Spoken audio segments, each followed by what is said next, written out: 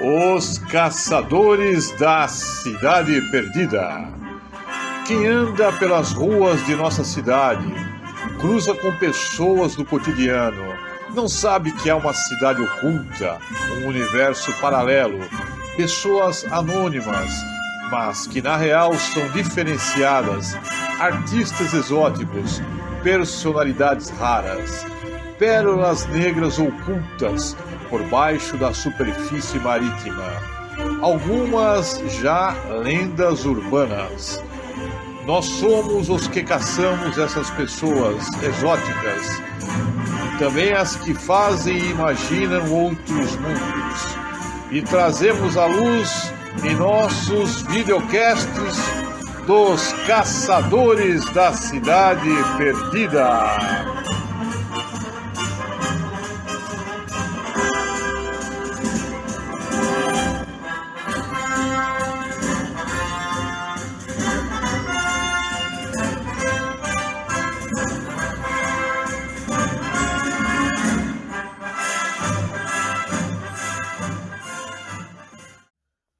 Gente, estamos aqui mais um Caçadores da Cidade Perdida. Na verdade, caçadores dos personagens perdidos na cidade, excêntricos. Aqui estamos com Rodrigo Marcondes, Ángel Matias, Ángel porque é espanhol. Eles são do teatro, mas muito mais coisa que isso. O Rodrigo Marcondes, clássico, diretor, escritor, né? Do Grupo Genoma, né? Atualmente também no Oca Verde América, com uma longa trajetória aqui na Baixada. O Ángel, diretamente de Buenos Aires, mas já morando aqui em Praia Grande faz um tempo, né? 15 anos. E outras artes também que eles têm aí, que já vão contar já, tem uns gibis aqui. Mas antes de mais nada, queria saber o que levou vocês, lá na adolescência, não sei em que época, a optar para fazer teatro. Marcondes, o que te chamou a atenção, o que te levou na vida a querer ser ator, a gostar da dramaturgia? Cara, é engraçado, porque eu nunca pensei em fazer teatro. Mas eu vim para Praia Grande em 1984. Eu comecei a estudar na escola Adelaide Patrocínio dos Santos, lá no Canto Forte, do ladinho da Coab ali. Eu morava na Rua 1, né? Eu me mudei ali na Coab. E meu sonho era ser jogador de futebol. Então eu jogava ali no time da... Quem conhece a história da Praia Grande vai lembrar. O time do seu Aristides, né? Pai do Chuba, que virou jogador profissional. Eu comecei a jogar com essa molecada. Meu sonho era ser jogador de futebol, porque meu pai vinha do mundo do futebol. Meu pai ele se aposenta como massagista do Bragantino lá atrás, Bragantino, o velho Braga. Tanto que o apelido do meu pai era Bragantino, né? Se falasse seu Wilson na Coab, ninguém sabia, lá no Forte, né? Mas falou Braga ou Bragantino, todo mundo conhecia. Então meu sonho era ser jogador. Mas aí tinha uma professora de português que ela começou a montar uma peça de teatro como trabalho, né? Na escola? Dentro da escola. Bom, Adelaide é um lugar, é um semeador de arte e cultura da cidade. O nome da peça era A Estátua, né? E eu era o carregador das estátuas. Eu achava aquilo incrível, né, cara? E aí ali veio a primeira paixão. Mas nem por isso eu fui parar no teatro. Aí a gente se muda para o interior, para Americana, a gente volta, né? Na verdade, porque a gente veio de Americana para cá e retorna. E eu retorno porque eu passei numa peneira do Guarani. Então eu começo a treinar no Guarani. Olha só. E eu tô lá treinando no Guarani. Isso em 90 e... A gente volta para lá em 90. Em 91 eu tô no Guarani, tô treinando no Guarani. E aí eu sofro uma contusão numa pelada. E você quando tá jogando na base, você não pode jogar fora da base, né? Fora dos campos do time que você faz parte. E aí eu fui jogar uma pelada com um time amador lá do meu bairro, e eu achava que eu estava em dívida com ele, porque por causa dele que eu fui parar no Guarani, né? Sim. Então aí eu fui jogar, e aí o cara me quebrou o tornozelo, né, cara? Eu tinha 15 anos jogando com uns caras do futebol amador, tudo 20, 30 anos, né? Então o cara me quebrou, que eu dei um drible e o cara tava cansado o jogo todo eu driblando ele. Enfim, machuquei o tornozelo, o Guarani me mandou embora. E eu fiquei de muletinha. E aí meu vizinho fazia teatro. E aí ele falou, pô, tu tá aí desse jeito, não quer ir lá assistir um ensaio meu? E aí eu fui pro Teatro Municipal de Americana, nunca tinha entrado dentro de um teatro de verdade, né? Aí quando eu entro dentro do Teatro Municipal de Americana, para vocês terem ideia, o Teatro Municipal de Americana, ele cabe em 1.200 espectadores. Ele é aquele teatro que você tem, que nem o Coliseu, os camarotes, Coliseu aqui de Santos, né? Isso, que nem o Coliseu de Santos. Então ele tem todo... ele era todo aveludado, né? Veludo de vermelho. Então quando eu entrei, eu vi aquilo, cara. E aí o pessoal já estava no palco ensaiando, eles estavam fazendo um espetáculo chamado O Alienista de Machado de Assis. Né? Quando eu olhei aquilo, cara, eu vi aquelas luzes, o teatro daquele jeito, eu falei, cara, ser jogador de futebol é vontade do meu pai, não é minha. Eu falei, é isso que eu quero. E depois que eu entrei nesse dia, nesse ensaio, eu nunca mais quis fazer outra coisa que não fosse ser teatro, que não fosse ligado à cultura. Mas é legal que fecha uma janela, abre Sim. E aí, uma porta, um portal, né? E aí eu comecei a estudar teatro, comecei a fazer uma oficina de teatro. Acabo virando contra a regra desse espetáculo. Mas lá em Americana ainda, isso né? ainda em Americana. Aí você vem para Praia Grande. Quando eu venho para Praia Grande, eu já tinha feito um curta-metragem chamado Droga Deixei de Viver. Já tinha feito parte tinha virado redator da Rádio Jornal de Americana, né? Que era a Rádio Jornal, eu era redator do programa policial, então eu que redigia tudo que acontecia de crime na cidade, na região, né? Mas tá quase a fórmula francesa, né? Sangue, esporte e faltou sexo aí. Né? E aí, SSS em francês.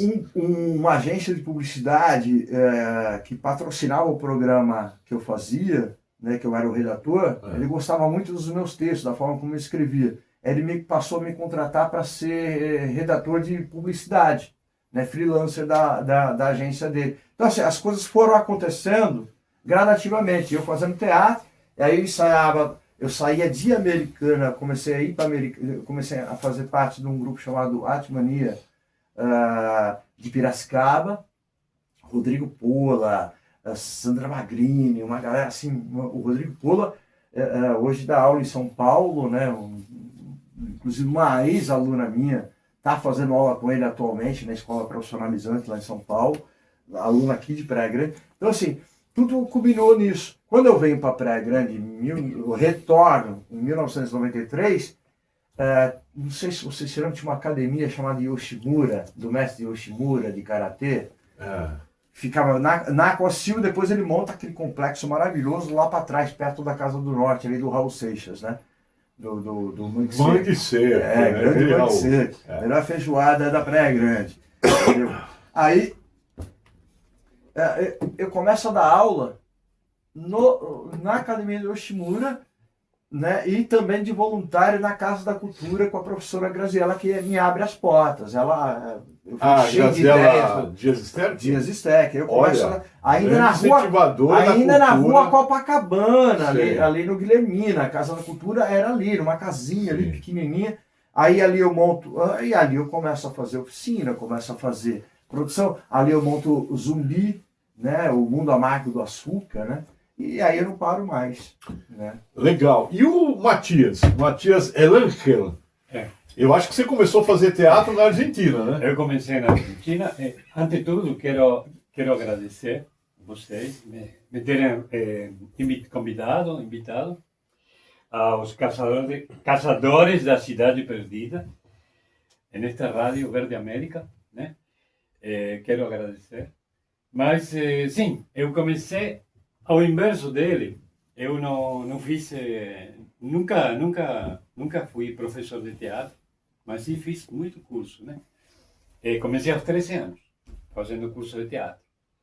E a primeira peça eu fiz com 14 anos. Né? Se chamava Déjame Entrar em Tu Mundo, a primeira peça que eu fiz. Depois, na adolescência, comecei a fazer propaganda. Naquela época eram fotonovelas, me lembro. Estamos falando do ano 60 e pouco. Né? Fotonovelas, publicidade que passavam no cinema, você lembra? Sim. Foi muito lindo aquela época.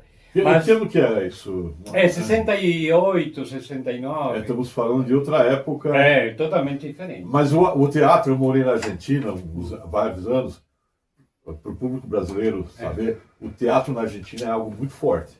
É muito né? forte. Mas diga aí, e aí você já começou como adolescente? Comecei como adolescente, continuei até os 17, 18 anos. Depois comecei a estudar, né? Comecei a estudar e entrei a servir o exército, Sim. né? Que lá você tem que passar, pero servir o exército. Sim. Saí aos 19 anos, mais ou menos, e continuei estudando e fazendo teatro. E pegou os anos de chumbo na Argentina. Peguei. Quando você chegou no Brasil? No Brasil? Eu cheguei no Brasil em 80, na década de 80. Na década de 80. Na década de 80. E eu peguei, sim, claro, a ditadura militar dos anos 75 para... E era complicado fazer teatro na época. Muito complicado. E estudar mais ainda, porque eu estava fazendo jornalismo, né? Sou jornalista, e eu me lembro que meus companheiros do grupo de estudos, a gente estava no círculo de estudantes, né? E eles não iam na aula, e passavam um dia, duas semanas, e não iam. Aí a gente se comunicava com os parentes que vinham à universidade e não sabiam nada deles. Então eles formaram parte dos desaparecidos. Tristemente famosos desaparecidos. Lamentavelmente. Mas, Ángel, você me contava aqui, antes de entrar no programa, uma história, uma experiência que você teve, porque agora estão para passar a minissérie do Menem. Sim. Aqui estão fazendo a nível mundial, vai passar aqui no Brasil também. Aí você me contou uma história interessante, curiosa, uma experiência que você passou lá. Sim. Como é que foi isso? Conta aqui para nós. Carlos Menem foi um presidente da Argentina dos anos 90 até 99, mais ou menos. Sim. Foram 3 mandatos consecutivos, nos quais, no primeiro mandato, no segundo mandato, ele colocou o peso argentino 1 a 1. Era 1 por 1000, tiraram 3 zeros e colocou 1 por 1. Sim. Que foram anos de glória, né? Porque todo mundo comprou dólares e fez uma fortuna depois que o dólar disparou a 5.000 pesos cada dólar. Mas aquela história pessoal lá. A história pessoal foi assim. Eu estava trabalhando estava fazendo política em San Isidro, que eu nasci em San Isidro, que são 20 quilômetros da capital de Buenos Aires, né? E conheci a senhora Maria, que era a abuela do Menem, né? A abuela postiça de coração do Menem. A avó. De La Rioja. A avó em português. A avó do Menem. Sim. Aí eu levava ela para todos os lados com meu carro. Me lembro que a gente estava fazendo comícios, né? E, bom, ela era muito mobilizada na área de San Isidro, que é uma cidade perto de Buenos Aires. E você era peronista também? Peronista, exatamente. Trabalhava com ela. Aí a gente, na época também, eu me candidatei a concejal, que é vereador, né? 2 ou 3 vezes, me lembro. Não ganhei, mas... E a experiência com ela, como foi? A experiência com ela foi muito boa, porque eu tive a sorte, por um lado, de conhecer o Carlos Menem, que foi o presidente durante esses 10 anos. Eu levava ela, né?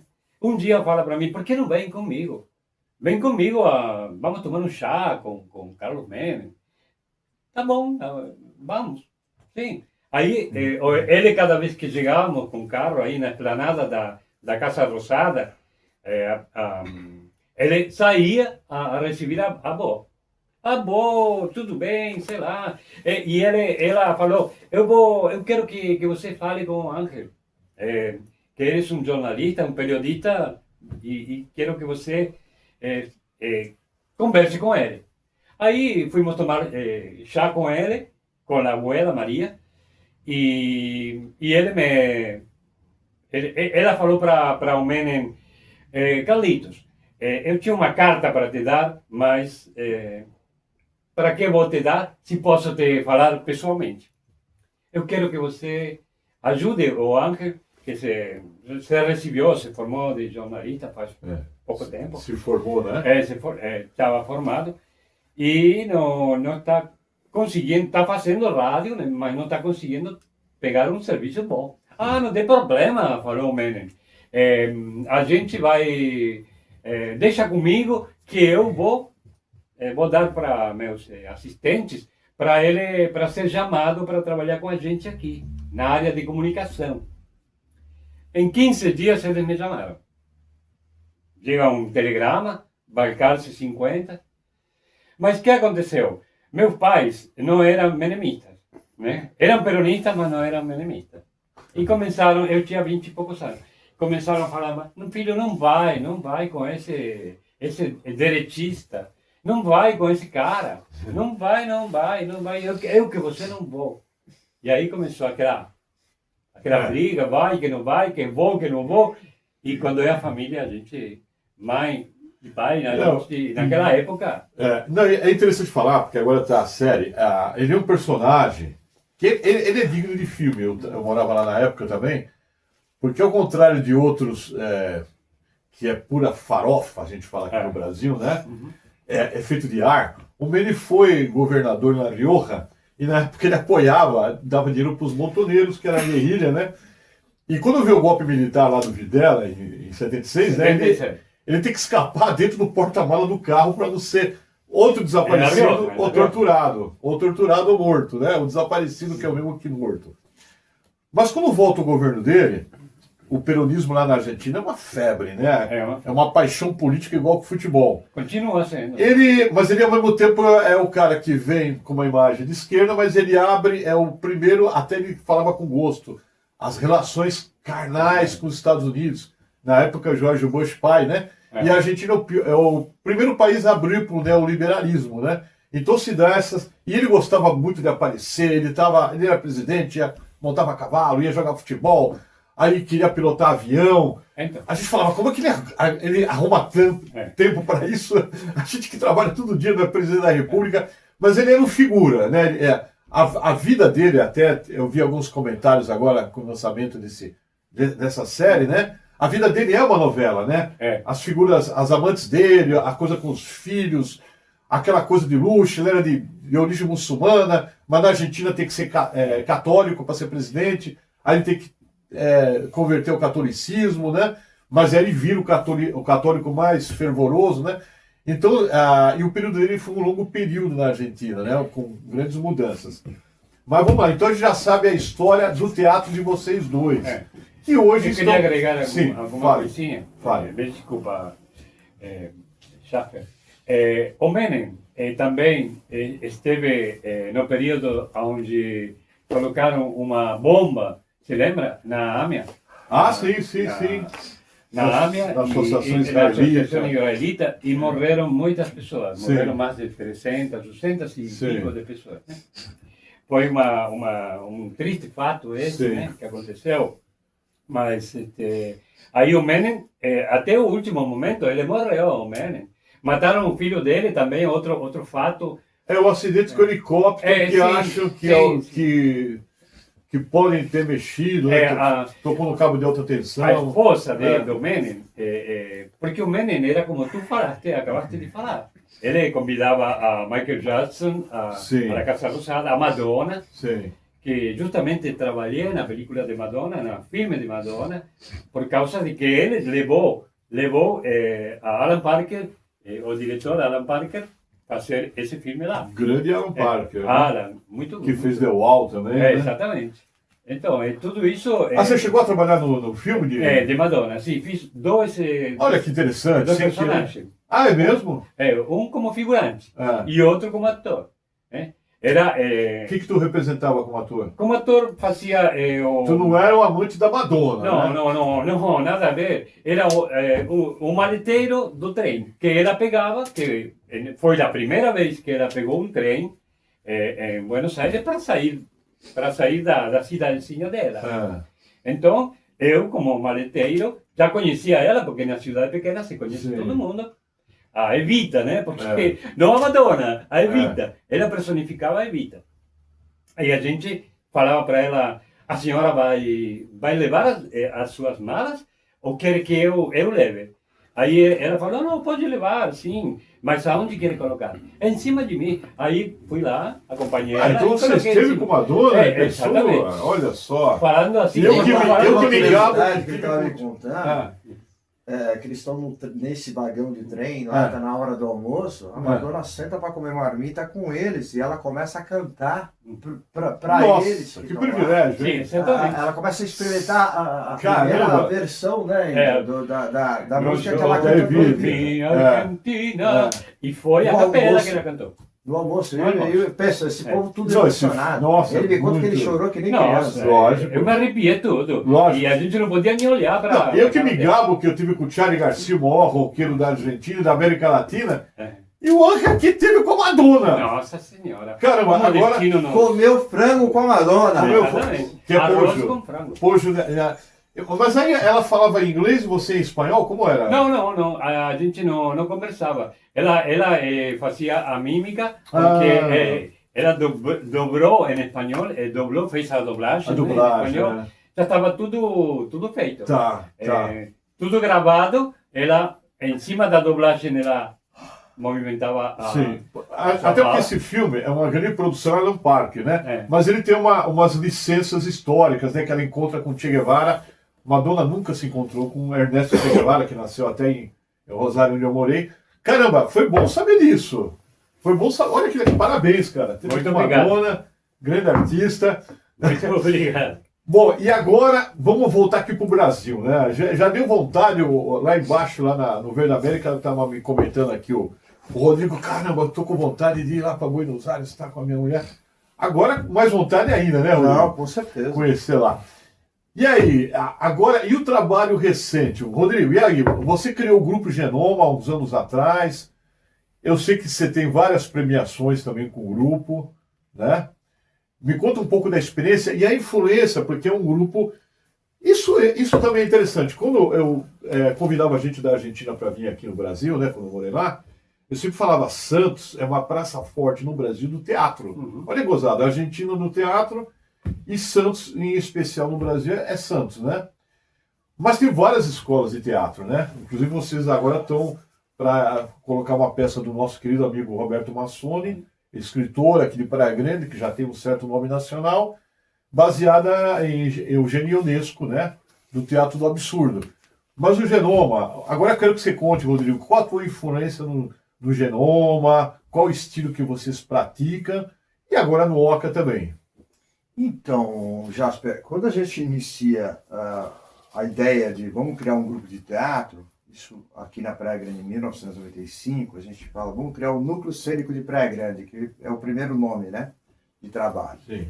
A gente começa fazendo infantil e comédia, o que a gente chama de o teatrão. O que é o teatrão? É o teatro comercial, né, o teatro para ganhar dinheiro. Então a gente começou a ganhar dinheiro fazendo infantil e também ganhar dinheiro, porque a galera comprava, o pessoal ia ver os espetáculos infantis, então a gente montou, por exemplo, um infantil que a gente fez muito sucesso, era uma coleta que eu fiz um texto, uma colagem junto com a mãe do meu filho, né, a Didi Oliveira.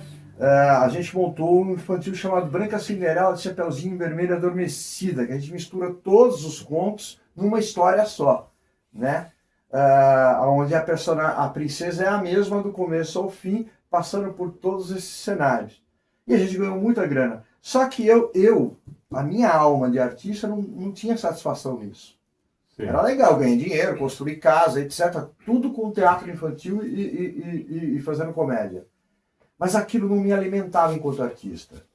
E aí eu conheço um diretor chamado Luiz Carlos Gomes, de Cubatão, que já tinha trabalhado em São Paulo, trabalhou com com grandes nomes também do passado do Teatro Santista, e ele me apresenta Arthur e o Teatro da Crueldade.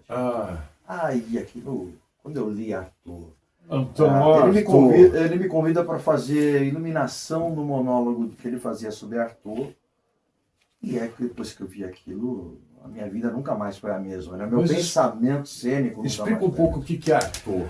Arthur, teatro de baile, teatro da crueldade. O Antonin Artaud, né, o poeta francês, o teatrólogo francês, ele pensou o que foi chamado esteticamente pelo mundo de o teatro da crueldade, que era como ele chamava o teatro que ele pensou em fazer. Ele mesmo não conseguiu fazer o teatro que ele pensou. Ele propôs, fez um pensamento, até porque ele passou a maior parte da vida internado em manicômio, né, em hospícios e tal. Então ele tinha.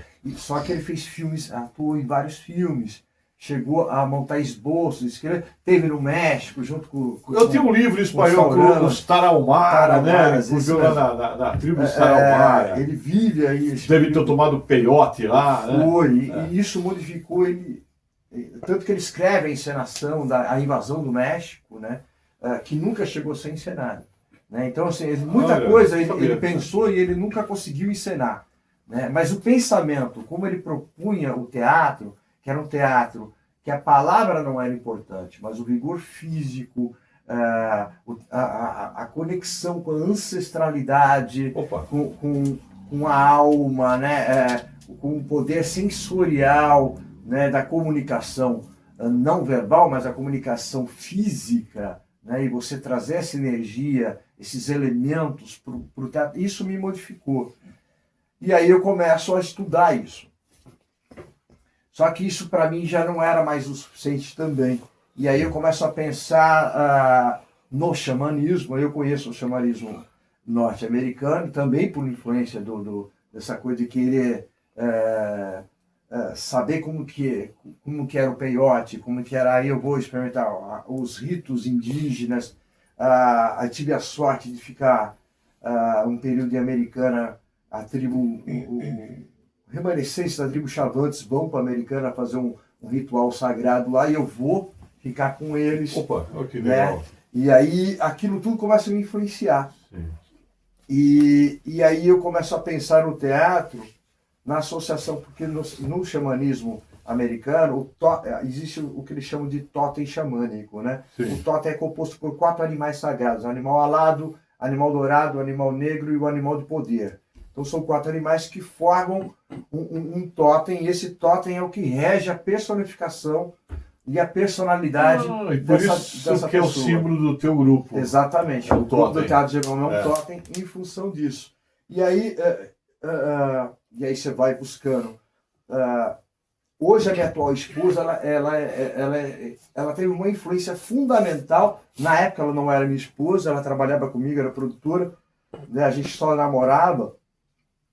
Por fim, eu acabei nem dando sequência no relacionamento com ela, acabei casando com outra pessoa, etc. Mas nesse período ela foi importante porque ela fazia biologia, e aí eu comecei a estudar o behaviorismo. Né? E eu queria criar algo. O que é o behaviorismo? Né?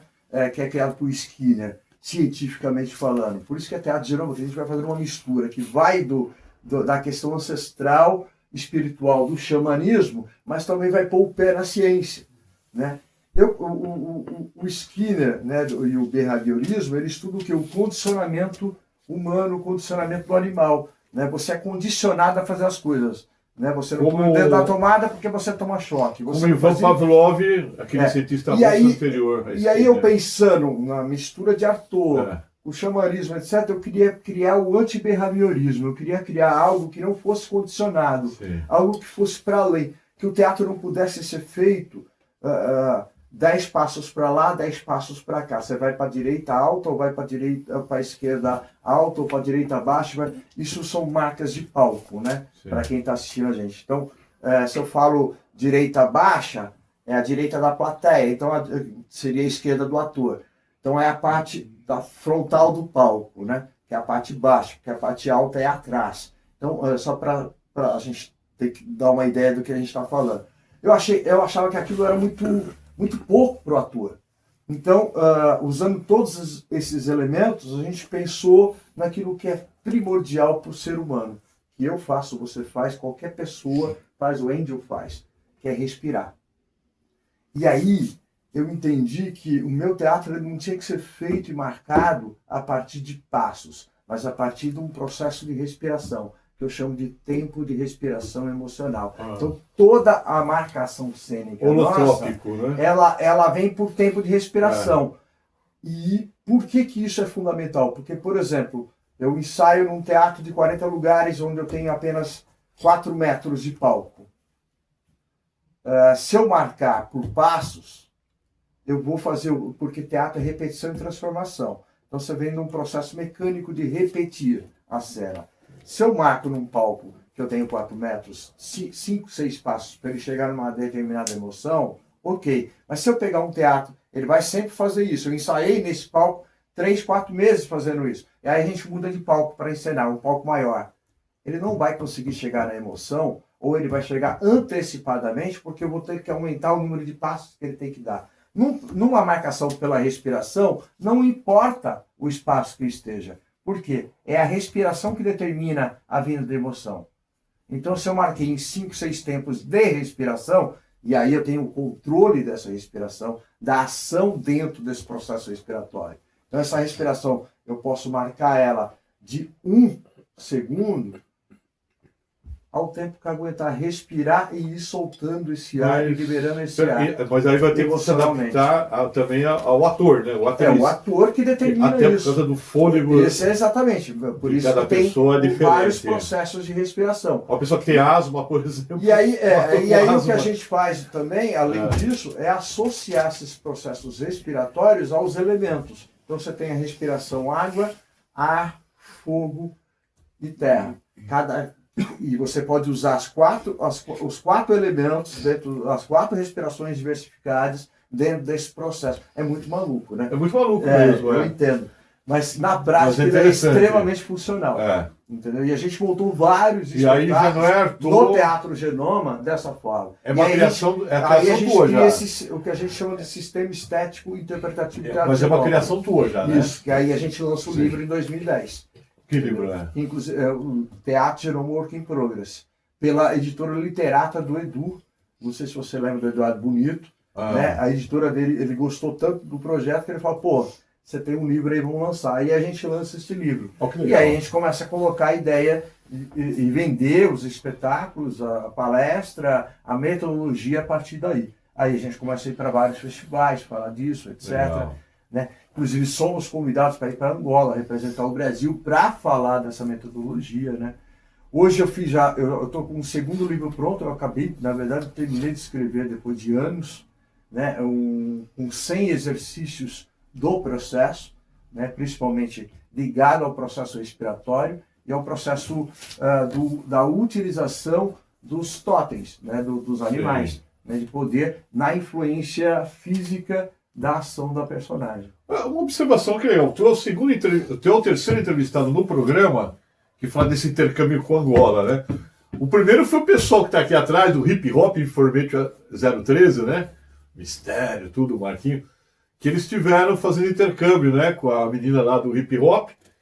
Depois o Sumé, que tocou sax com Raul Seixas, que está morando em Praia Grande também, foi a tocar em Angola acompanhando o Giliardi, e você já é o terceiro com esse intercâmbio com Angola. O que acontece? Interessante essa coincidência. Sim, idioma português, mas...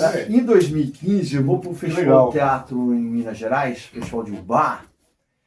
Cara, lá eu conheço o grupo Colonga de Teatro, que é de Angola, né? Faleceu no período pandêmico, o Amancoá, né? O Afonso Diniz. E, cara, sabe como parece que você está encontrando com um irmão? Sim.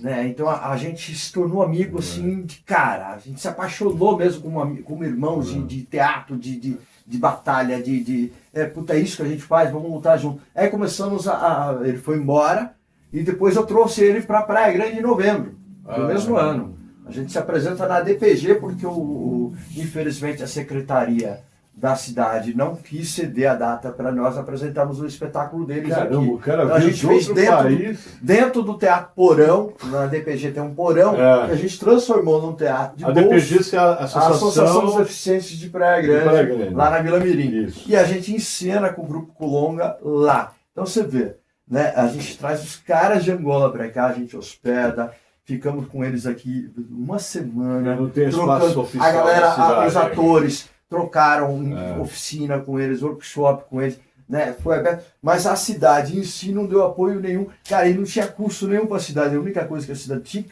ter feito era ter dado uma data, Um espaço. para esses caras se apresentarem. Entendeu? Tudo E o bem, espaço- não deu, a gente deu um jeito, a Que gente espaço fez é da cidade, o que é era público. possível fazer. Né? Mas enfim, isso aconteceu em 2015.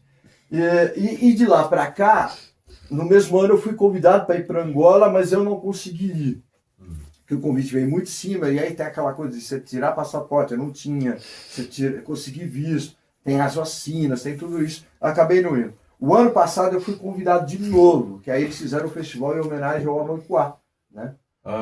O Afonso, que o grupo Colonga estava completando 30 anos de teatro, e como ele me tinha como um irmão, né, de palco, irmão de caminhada, eles faziam questão da minha presença lá e me deram hospedagem, alimentação, assim, tudo pago para eu ir, né? Mas eu não consegui porque era ano eleitoral aqui e eu estava engajado numa campanha política aqui como um dos coordenadores de campanha, então eu não pude deixar o trabalho para poder estar indo para o festival, né? Enfim, foi isso. Fito Paz, por que Fito você Paz. trouxe esses CDs?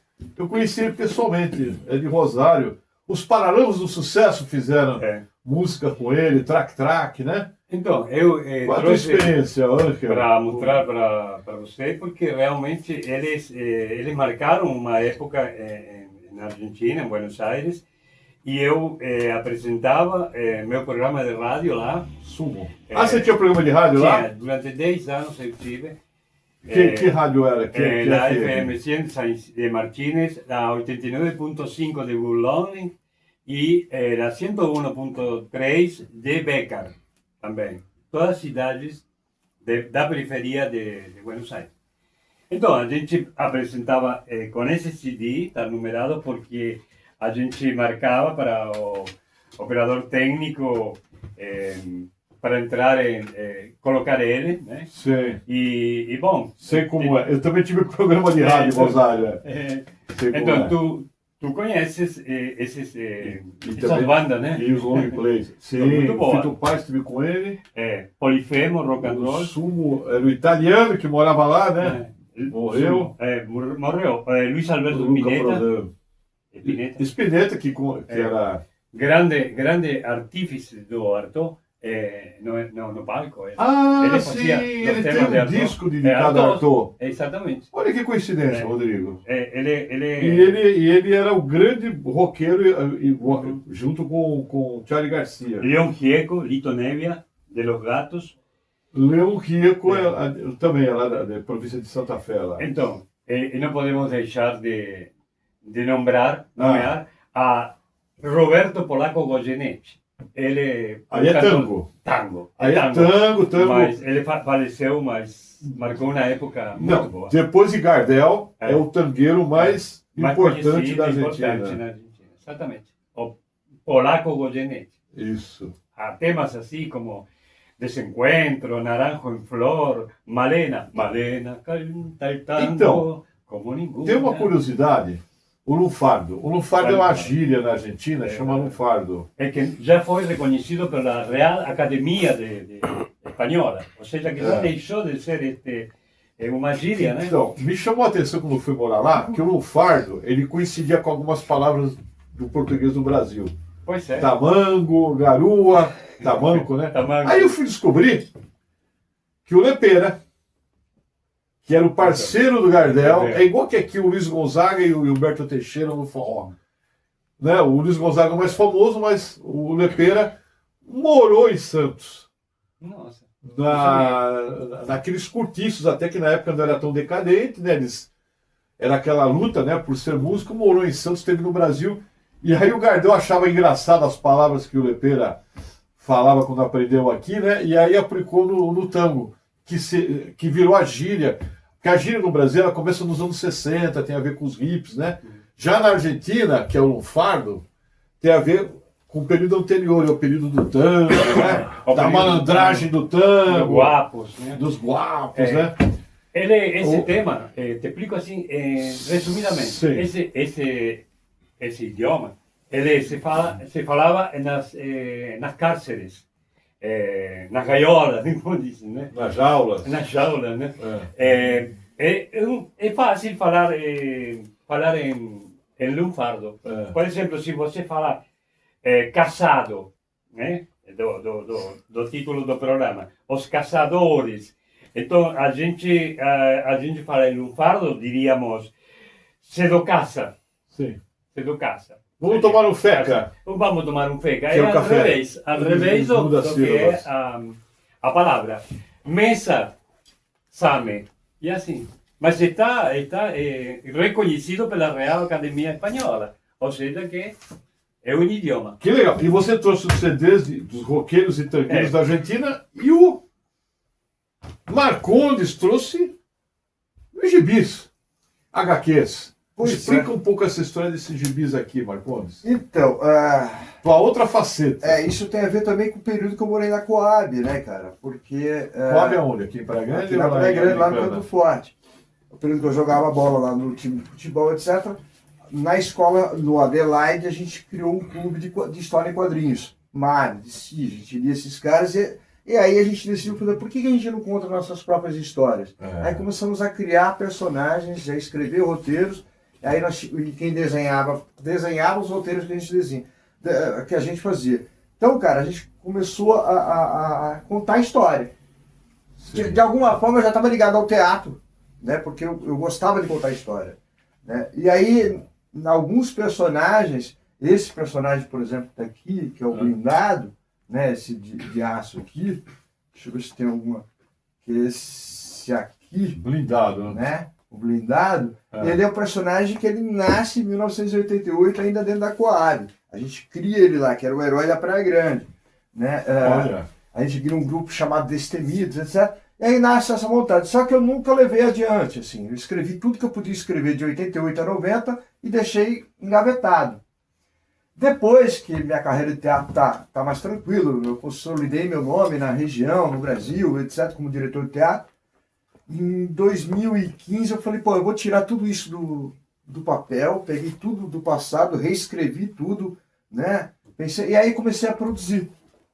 Aí começa a publicar, né, os primeiros fanzines, e aí a gente vai evoluindo. Ó. Tirar isso aqui de uma produção, olha só, artesanal, e a gente vai Mostra para as câmeras. Né, na produção artesanal, que essa aqui fui eu mesmo que editei tudo. Ou seja, não desenhei, né? O outro desenho só fez, mas a parte de recorte, de grampear, recortar, montar a revista. Isso Esse é bem artesanal. Esse é artesanal. Aqui já é uma gráfica, né? Aí vai melhorando as coisas, né? Aí você também aqui já é gráfica. Então você vai melhorando a qualidade do papel, você vai descobrindo a importância da qualidade do papel. Então, esse aqui a gente já faz uma brincadeira, que isso aqui são duas histórias em um. Você chega no meio da história, você começa a ler essa história, né? Chegou no meio da edição, ela já está essa é a última página. Assim, você vira de ponta cabeça para começar a ler a outra história. São duas histórias em um. Isso era um modelo americano que os americanos faziam,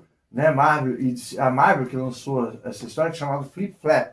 Então você pega a edição aqui, começa a ler. Terminou, você começa aqui para ler a segunda história. Ao contrário, sim. Né? Interessante.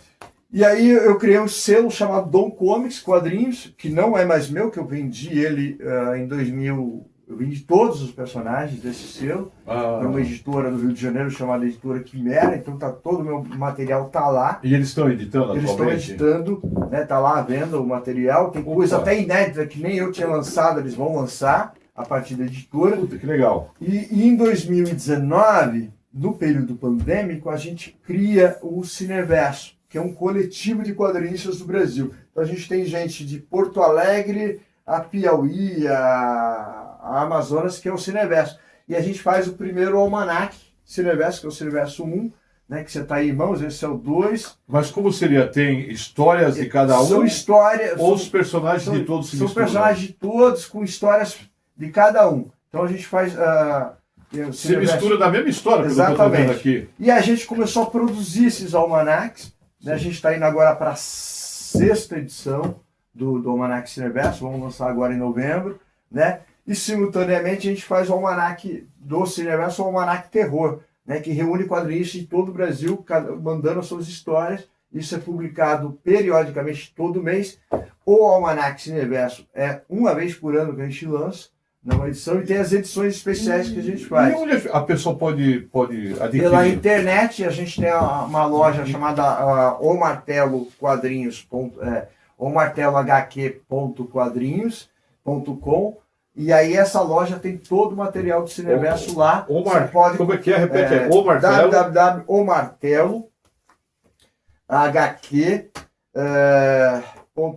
Tá aqui, vamos lá. Deixa eu pegar para não falar errado. É uma pena que não se encontre em livrarias, apesar que sobraram tão poucas livrarias, né? Vai lá, se você vai na Martins Fontes, por exemplo, não encontra. É um site que você comprou online. Tem que ser no site. Então a venda é por demanda. Então, Tá. se a pessoa quiser comprar 10 edições aqui, esse é o meu último lançamento. Pode o Palco de buscar lá Heróis. o Martelo Esse é um HQ. fanzine, né, uma revista que eu reúno vários quadrinistas numa mesma. Então aqui tem história de 4, 6 quadrinistas diferentes, criadores de quadrinhos diferentes. Todos brasileiros. Né? Todos brasileiros. Né? Inclusive eu tenho uma parceria com um dramaturgo argentino, o roteirista argentino, Sim. de um personagem de quadrinho argentino que eu estou produzindo. Eu fui convidado para produzir o roteiro de um encontro com um personagem brasileiro. Então estou desenvolvendo esse. O personagem brasileiro vai encontrar com o argentino. Com os personagens argentinos. Vai dar Mercosul aí. Entendeu? É um encontro. Mas que interessante, cara. Isso aqui é uma coisa que pouca gente sabe, né? É uma verdadeira resistência da cultura brasileira no campo do HQ. Ninguém faz ideia. A gente fala da música. Cara, são diversos da literatura. Criadores. E o nosso coletivo ele reúne uma cerca de 30 criadores diferentes, espalhados pelo Brasil, né? Agora, dia 6 e 7 de setembro, vai ter uma feira de quadrinhos em São Paulo que vai reunir 100 quadrinistas brasileiros, né? Que lugar vai ser? No bairro da Liberdade. Né? Eu vou estar lá, vou filmar, vou fazer a cobertura. Eu não vou estar lá como quadrinista expondo porque eu estou sem material para expor nesse momento. Mas eu estou lá como... O nome do evento... Como eu tenho um canal que chama-se o Palco de Heróis, né? A gente faz um programa no YouTube onde eu entrevisto quadrinistas brasileiros, né? Então a gente vai estar lá representando o canal Palco de Heróis e o Cineverso Clube, né? Para estar entrevistando todos esses quadrinistas. Então vamos lá. Parceiros. Se alguém quiser ver o teu programa, é no YouTube. YouTube Palco de Heróis ou Cineverso Clube. É até mais fácil o Cineverso Clube. Só que o Cineverso é com S, tá? Porque Cineverso é a fusão da palavra sinergia, né? Que é a sinergia desses quadrinistas com o universo. Legal. Então virou Cineverso. Cineverso, né? Muito legal, hein? Pô, isso aqui é Praia Grande, né, gente? Aqui, por exemplo, a Japi, né? Uma revista, por exemplo, pra você ter ideia, da galera do Jundi Comics, lá de Jundiaí. E aqui é uma revista que eles produzem lá, eu estou aqui como convidado. Então eu escrevi uma história sobre um professor de história em plena pandemia. Então a gente queria falar sobre os heróis no período pandêmico. Aí eu conto a história de um professor de história, né, no período pandêmico. Eu escrevo esse roteiro, eu sou o único roteirista convidado nessa edição fora de Jundiaí. Né? Então todo ano eles convidam um quadrinista, um roteirista novo, que não seja da cidade. Né? E aí, essa edição do ano passado, eu fui o quadrinista escolhido para estar nessa edição. E ilustrador, você tem uma parceria com alguém ou você tem várias? Eu tenho vários ilustradores, né? Da Praia Grande na Praia Grande, o meu principal parceiro é o K-Rap. Não sei se a galera, porque também já fez parte do movimento hip hop, né? Pelé, junto com o Pelé, Nego Panda, etc. Ele já teve mais ativo junto o Abel, né? Acho que é Abel Pereira, eu não lembro sobre. Enfim, a galera eles têm um movimento chamado Sarau das Ostras. Sim, sim. Né? Foram feitos Então, vários. o Quirrap no fazia Verde parte América. disso, então ele fazia a capa para esses caras Legal. começaram a escrever também, a produzir, e o Quirrap era capista. E aí a gente se conheceu e ele começou a fazer Legal. várias capas, né, para mim, né, cara? E ele virou o meu desenho. Essa aqui é uma arte do Quirrap, aqui pré-grande. Hoje ele trabalha para o mercado americano, ele nem tem tempo mais para desenhar para nós, por mais que ele queira. Ele fala, cara, eu não consigo. Né, que ele trabalha exclusivamente. Então eu tenho, na pré-grande especificamente, eu sempre trabalhei com o Quirrap, mas eu tenho desenhos em vários lugares. Agora, mudando de assunto, já como último tema, a obra que vocês estão para estrear, que você está como diretor, ou que eu está como ator, sobre o trabalho do Roberto Massoni, Festa da Colheita, Eugênio Ionesco. Como seria isso? Como chegar ao ponto atual? Então, o Roberto Massoni é um dos maiores dramaturgos, né, da nossa região, né, um dos maiores escritores de teatro do Brasil, né, e especialista em teatro absurdo, né. Eu gosto muito das peças de teatro absurdo, tanto que não só eu, né, o próprio Ionesco, né, liberou ele de fazer a Cantora Careca, que o Ionesco, para quem não sabe, é um dos pais do teatro absurdo no mundo, né. E o Beto conseguiu autorização para montar a Cantora Careca. Aí eu faço uma brincadeira para comemorar os 50 anos do Roberto Massoni, que vai ser agora dia 14 de outubro, ele completa 50 anos de teatro. De teatro, né? A gente decidiu montar um espetáculo misturando as poesias dele. A gente pega poemas do livro Festa da Colheita, a gente pega poemas do livro A Raça da Palavra e peças teatrais do Teatro do Absurdo, e faz uma colagem chamada O Poeta Careca do Absurdo. E aí, onde a gente agrega Ionesco nesse encontro com esse poeta careca, que é o Roberto, né? E as suas personagens, né?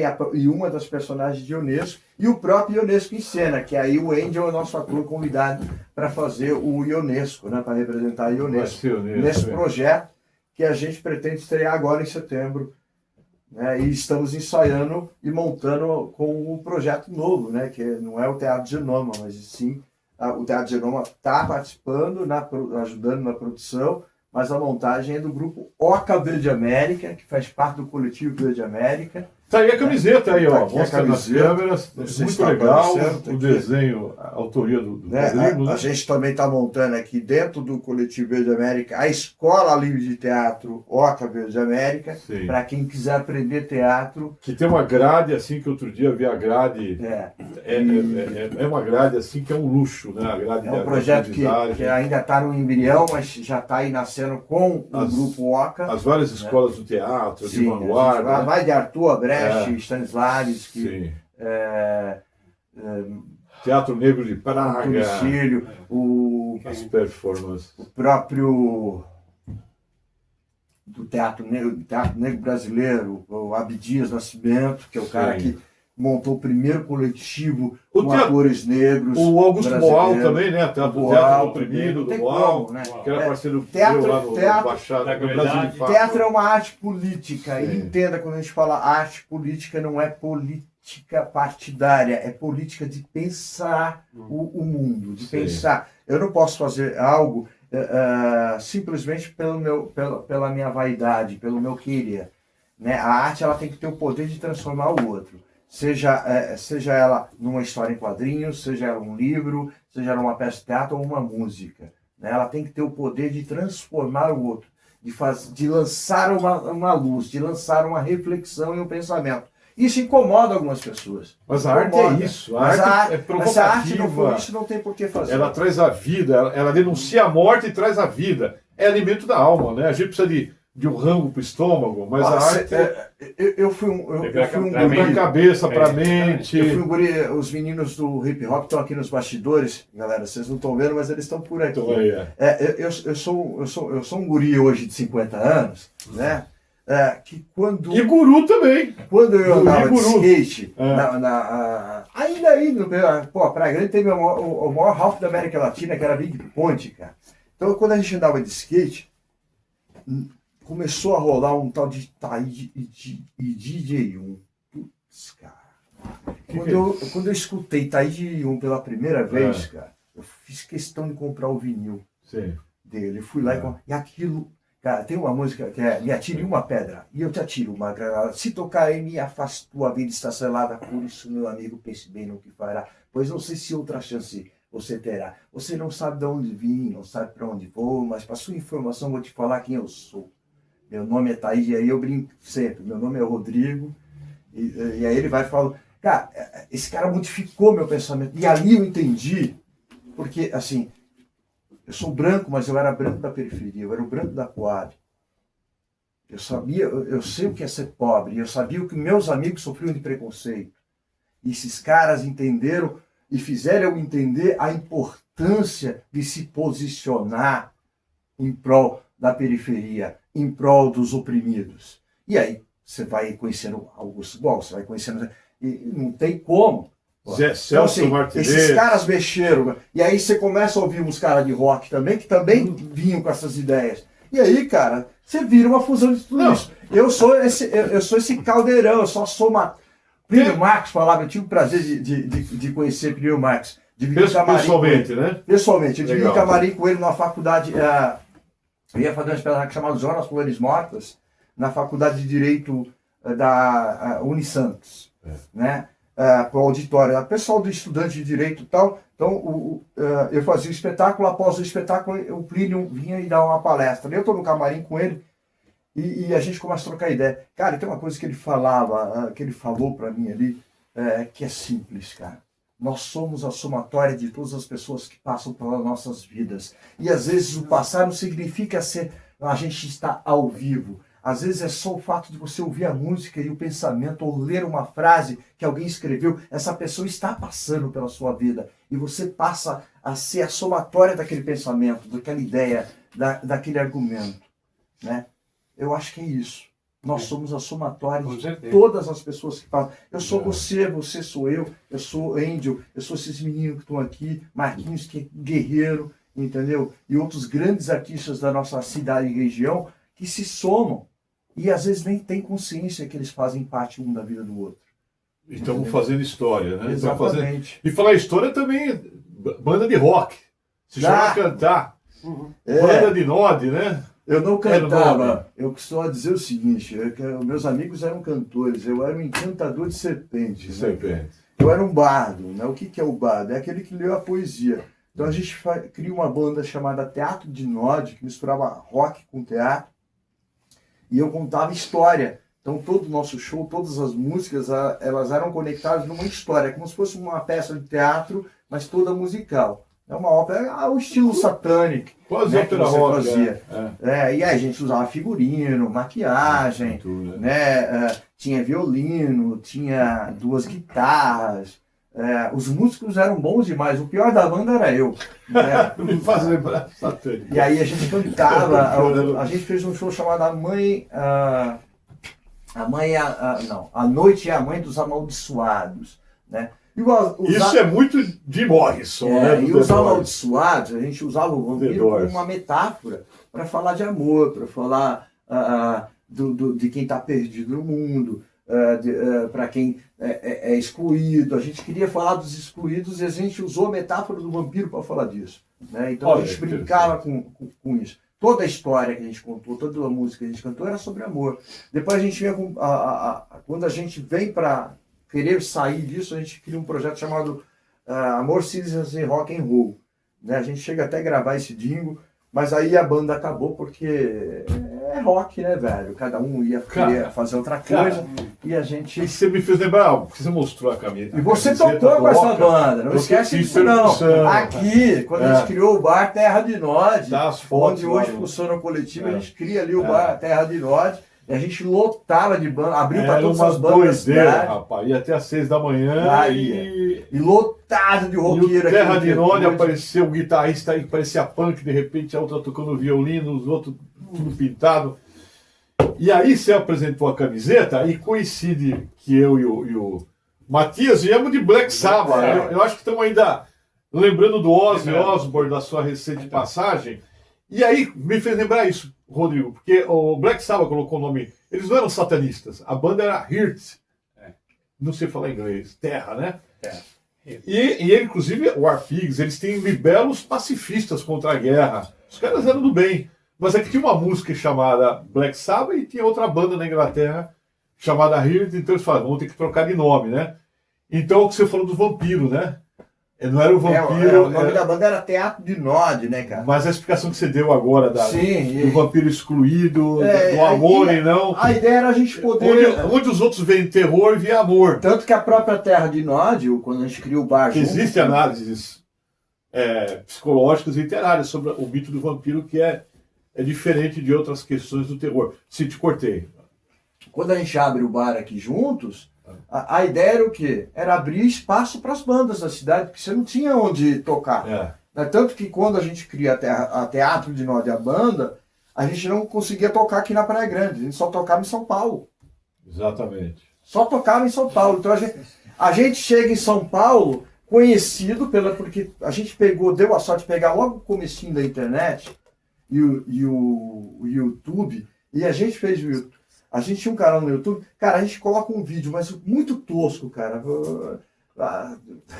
Mas eu acho que o público gótico abraçou a gente e eles falam, pô, isso aqui parece expressionismo alemão. A gente faz um vídeo com a gravação, gravado no banheiro, entendeu? No celular, entendeu? A gente joga isso e o bagulho vai para 3.000, 4.000 pessoas vendo, e a gente começa a ser indicado, sem nunca ter tocado. A gente começa a ser indicado para o prêmio chamado Morcego de Ouro, lá da cena gótica. 3.000 na época, né? Não, para a época 3.000 era muito. Que o YouTube hoje não é nada. Mal começava, tô falando de 2006, gente. Sei. Né? Para essa época, quando você, do nada, essa época, porque ninguém ainda sabia usar, né? E a gente também não soube pegar carona nisso. A gente também não... Porque o nosso prazer, o nosso barato era subir no palco e contar a nossa história, cantar nossas canções. A gente não tinha preocupação com isso, né, cara? Eu lembro que a gente tocou numa casa chamada Ocean Club, cara. Você tá louco? Cabia mais de 1.000 e poucas pessoas. Aquilo tava lotado, cara. E teve um momento que eu usava uma arma cênica, e o segurança roubou minha arma, e eu precisava da arma para uma cena. E aí eu fiquei muito revoltado no palco. Não façam isso em casa, tá, gente? Eu tinha bebido pra cacete pra entrar. Então eu tava bêbado pra caralho. Aí a hora que eu vi o cara pegando a minha arma cênica, eu falei, não creio que ele tá fazendo isso. Como é que eu vou dar sequência na ação da cena aqui? Só que eu entendi, era um simulacro, ele achou que era uma arma de verdade, ele retirou. E aí eu comecei a fazer um ato de protesto. No que eu tô fazendo esse ato de protesto, o público aderiu à minha ideia de protesto. E aí todo mundo começou a tirar a roupa. Te apoiaram. E aí todo mundo começou a ficar sem camisa, inclusive as mulheres, e aí virou um desnudado todo, e todo mundo cantando. E foi uma loucura. Foi um destoque. Cara, mas esse era o poder do microfone. Aí você tem que entender também o poder que você tem. O poder da arte. O poder da arte, o poder da palavra, o poder do grito. Né? Então você tem que ser exemplo. Por isso que eu falei, não siga o exemplo que eu era muito mais jovem do que sou hoje, né?